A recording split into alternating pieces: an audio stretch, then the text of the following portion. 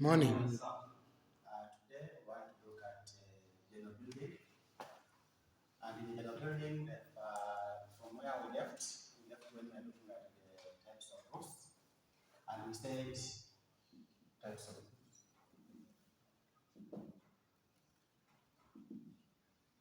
and we said that we have so many types of roofs that are in the building industry. So for this case, I will just wind you, put some few so that we see where we left if we can connect with this vessel. We talked about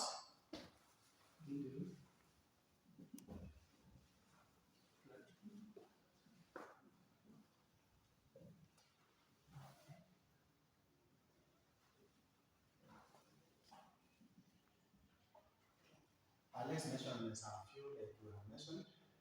So we have the hip roof, the flat roof, and the gable end roof.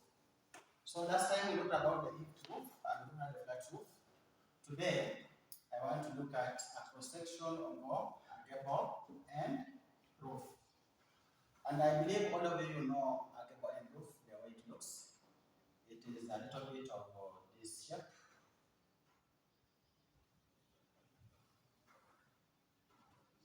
So this is, we consider it as a wall, and this is what we shall call a roof. So anything that looks like that, it is a gable end. At the end of it, we have a structure that looks like my chart, and it's having a cross section of a gable end. So I want you to know some of these parts of a gable end roof, and this is a cross section of a truss. It has the parts labeled. I have labeled this part, the one that you are seeing, these parts, these ones. The way they are coming is the one that I have labeled you, and I need it to be called piling. I have the part labeled X. It is this part that I have called the king post or the raise. Then I have this part, this one that is at a slope, and this one I called it a rafter.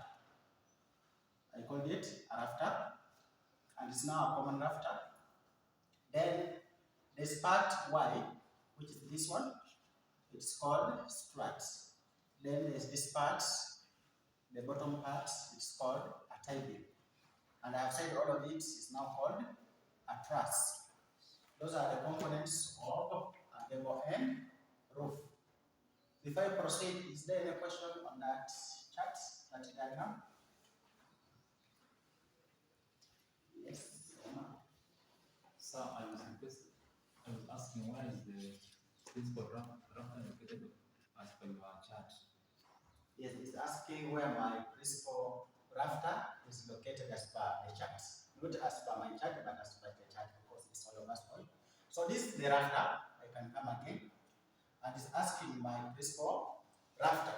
So when these rafters are arranged in line, like we may have a span of a building going, we may have the first rafter, the first truss being put at the end, one end, then another truss also being put at the other end. So those two rafters, those two trusses that are put at different ends are what we call the principal trusses.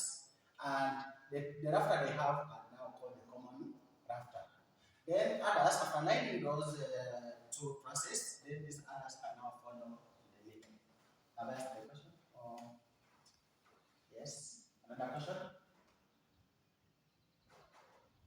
Somebody may ask, how can we come to the way we space this? I think you are saying I have put this at a distance. There's a space here. If I put another panel and I put another panel. Somebody may ask, how do you space that? When you're spacing that, you have a formula of getting the spacing of panels. We're now spacing the panels. We look at the size of the iron sheet, and the iron sheet is normally 10 feet long, and it is 3 feet. It is 3 feet in the thickness, or let's call it width. So you look at these two components. Now, when you have 10 feet, and we want maybe your gradient is more than 10 feet, then it means you have the number of iron sheets to put. So we get this, and we make sure that it's 10 divided by 3. So this one will give us the spacing as per each. As we shall require 3 panelists per iron sheet. Then how do you also calculate the span? Well, how do we calculate the raise or the king post? There's a formula for calculating the king post. King post length, and it is a quarter times span. What you get is the raise or the king post. I believe I have elaborated everything, and if there's a question somebody can ask.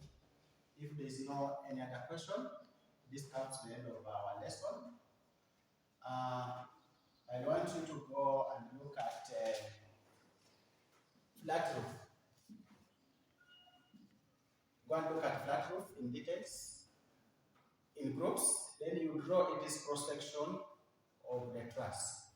And we shall have that work on Monday when we meet at our normal lesson.